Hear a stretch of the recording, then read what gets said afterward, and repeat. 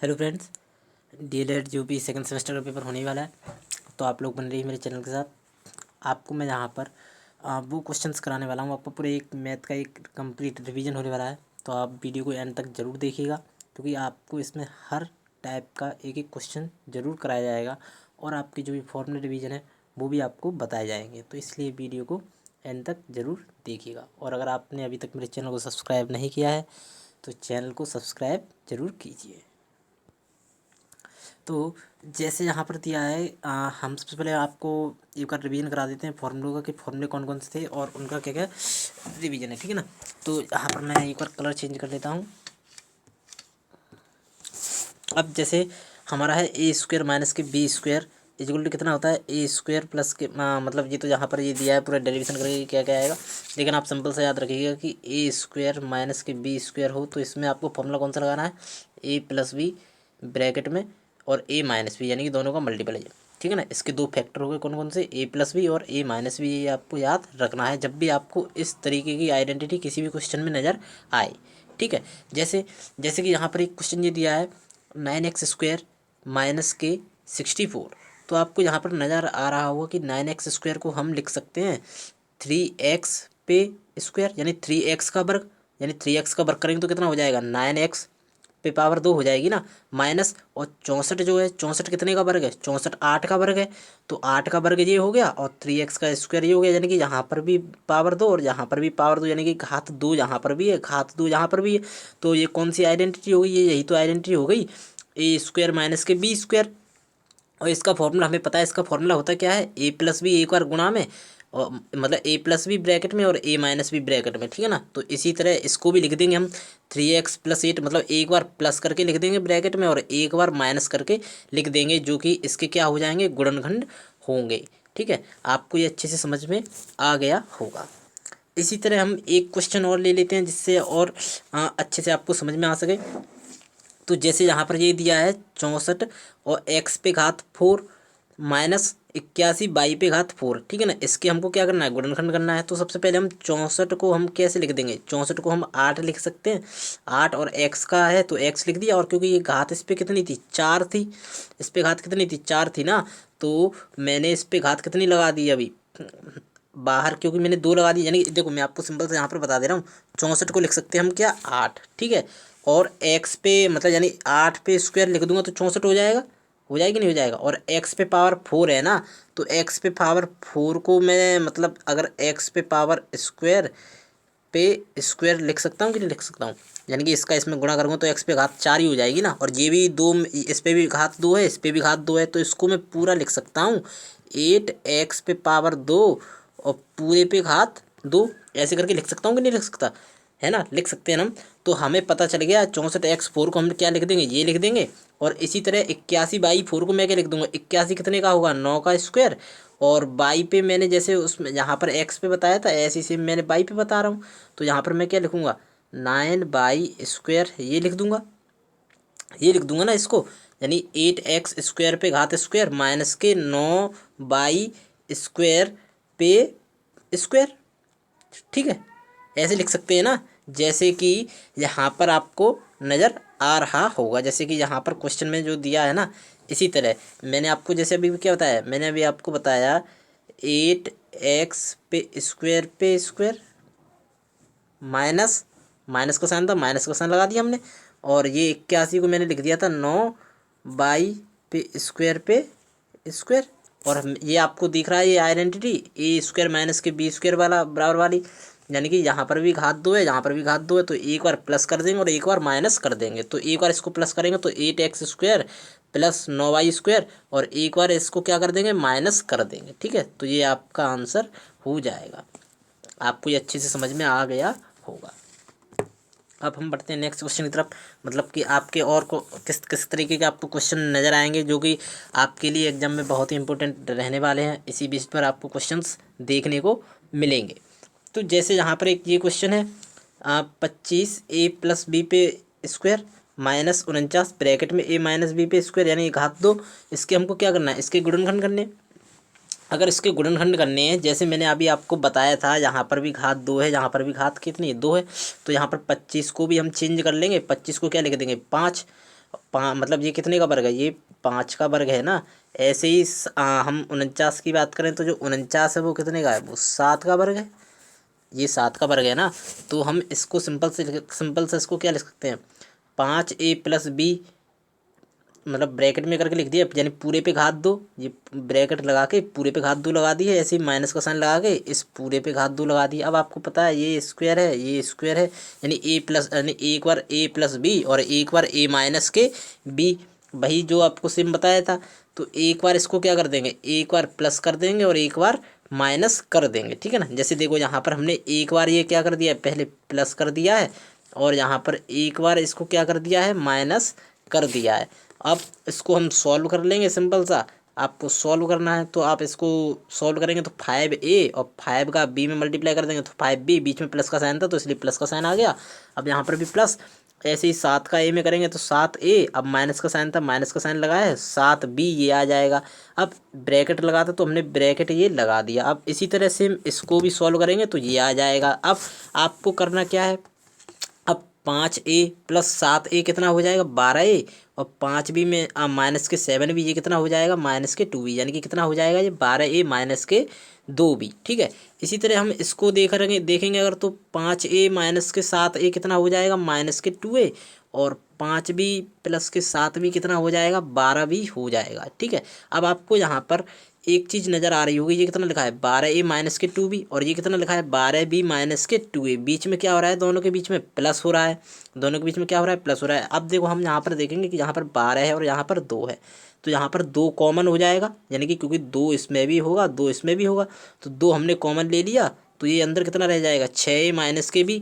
ऐसे ही यहाँ से भी 2 कॉमन ले लेंगे तो यहाँ पर कितना हो जाएगा, 6b-a हो जाएगा। अब क्योंकि देखो हमने यहाँ से ये भी कॉमन लिया और यहाँ से ये भी कॉमन ले लिया है, ठीक है। अब ये तो हमने क्या कर ली, ये हमने कॉमन ले लिए। अब जब ये कॉमन ले लिए हमने तो ये हमारे क्या हो जाएंगे, ये हमारे क्या हो जाएंगे, ये हमारे फैक्टर हो जाएंगे। और इसको हम एक सिंपल तरीके से लिख देंगे तो 2 गुणा 2 ये लिख देंगे यहाँ पर 4, और एक ये फैक्टर हो गया हमारा और एक ये फैक्टर हो जाएगा, यानी कि तो आपके फैक्टर क्या हो जाएंगे, ये फैक्टर आपके हो जाएंगे, यानी कि ये इसके गुणनखंड हो जाएंगे, ये इसके क्या हो जाएंगे, गुणनखंड हो जाएंगे। क्योंकि देखो 2 और 2, ये तो 2 गुणा कितना हो जाएगा, 4 हो जाएगा, एक तो गुणनखंड ये हो जाएगा और एक गुणनखंड ये हो जाएगा, तो ये इसके क्या हो गए, गुणनखंड हो गए। ये आपको अच्छे से समझ में आ गया होगा, ठीक है। अब हम बात करते हैं एक इस तरीके के, अगर आपको क्वेश्चन मिल जाएँ तो आप इन तरीके के क्वेश्चन में क्या करेंगे, जैसे यहाँ पर मतलब a² - b² का प्रयोग करके निम्नलिखित का मान ज्ञात करना है आपको। इसका क्या करना है, मान आपको ज्ञात करना है ना, तो इसका मान कैसे ज्ञात करेंगे। अब आप सिंपल से इसमें देखेंगे कि जो 100.4 लिखा है ना, इसको आप कैसे लिख सकते हैं, 100 + 0.4, इस तरीके से लिख सकते हैं कि नहीं लिख सकते। और ऐसे ही 99.6 को हम क्या लिख सकते हैं, 100 - 0.4, ऐसे करके लिख सकते हैं कि नहीं लिख सकते। 99-6 को ऐसे लिख सकते हैं ना, और 100.4 को क्या लिख सकते हैं, 100 + 0.4, है ना, ऐसे करके लिख सकते हैं। दोनों के बीच में गुणा था तो गुणा हो रहा है दोनों के बीच में। अब आपको ये आइडेंटिटी नज़र आ रही होगी आपको, जो अभी आपको बताया था ऊपर फॉर्मूला, यानी a+b और a-b, यानी कि एक बार प्लस और एक बार माइनस। तो हम इसको क्या लिख सकते हैं, यानी पहले नंबर का वर्ग माइनस सेकंड नंबर का वर्ग, वही जो फॉर्मूला था a² - b² बराबर, यही तो फॉर्मूला था, a+b, यानी एक बार प्लस और एक बार माइनस। तो यहाँ पर एक बार प्लस और एक बार माइनस के रूप में ये लिखा है ना, एक बार प्लस लिखा है और एक बार माइनस लिखा है, तो इसको हम क्या लिख सकते हैं, a² - b², यानी पहले नंबर का वर्ग माइनस सेकंड नंबर का वर्ग। तो ऐसे ही मैंने यहाँ पर पहले नंबर का वर्ग कर लिया माइनस सेकंड नंबर का वर्ग कर लिया।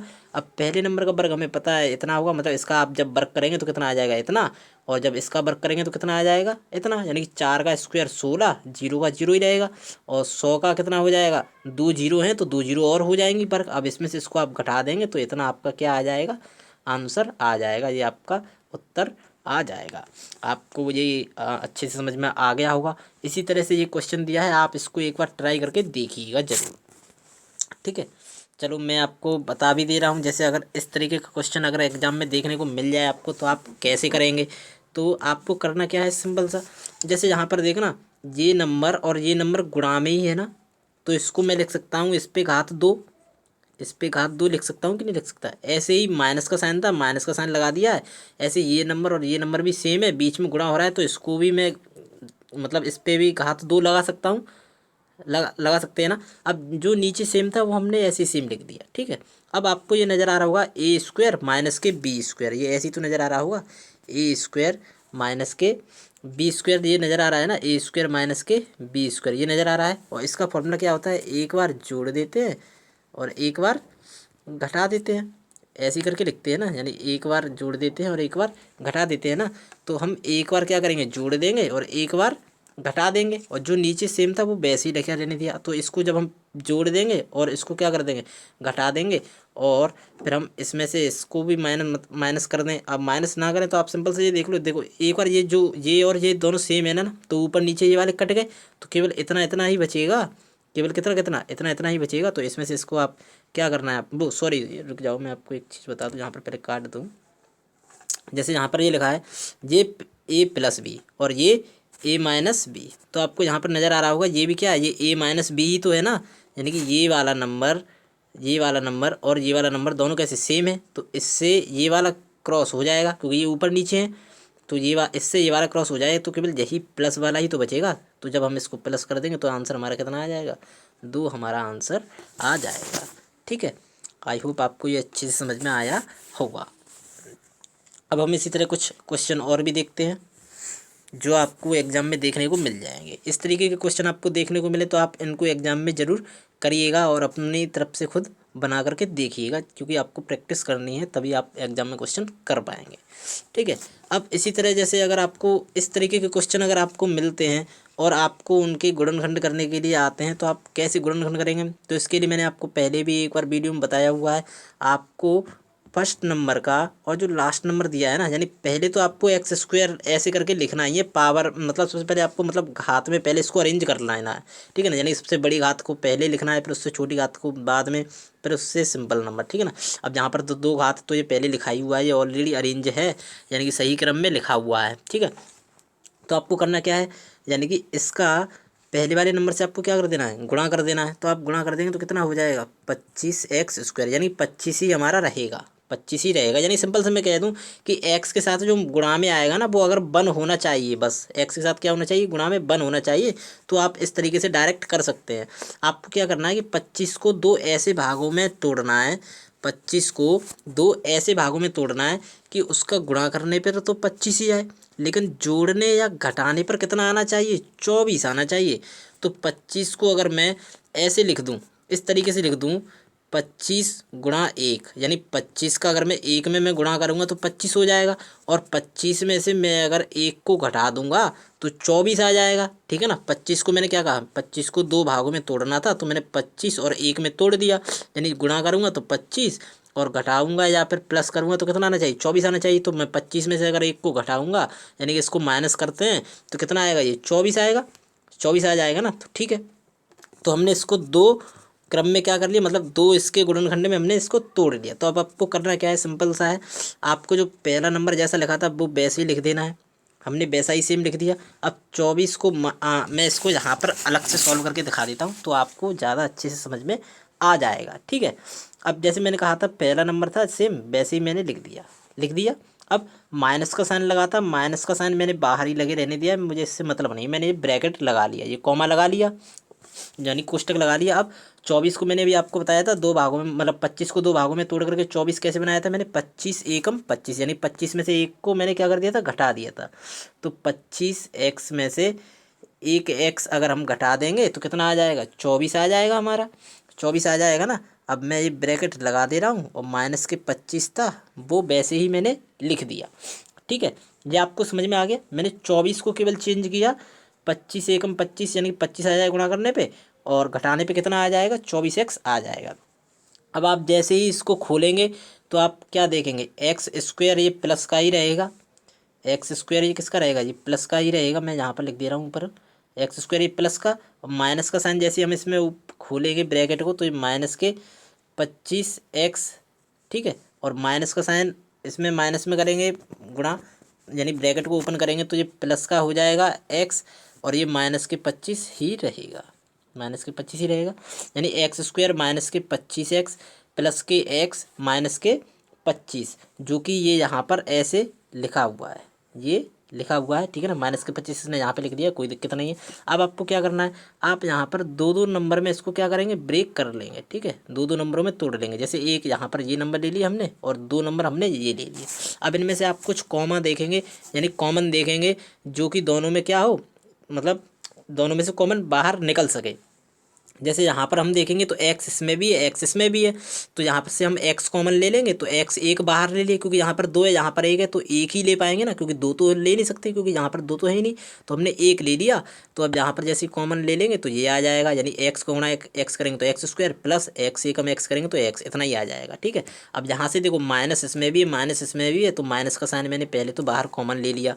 अब 25 इसमें भी, 25 इसमें भी है, तो 25 मैंने बाहर ले लिया कॉमन, तो अंदर कितना बचेगा, x+1 बचेगा, ठीक है। अब आपको करना क्या होता है, मैंने आपको बताया भी है कि जो ये मतलब आपको जो ये दिख रहा है ना, ये आपके सेम आने चाहिए, ये आपके क्या आने चाहिए, सेम आने चाहिए। अगर ये आपके अलग अलग आते हैं तो आपका आंसर गलत आएगा, ठीक है।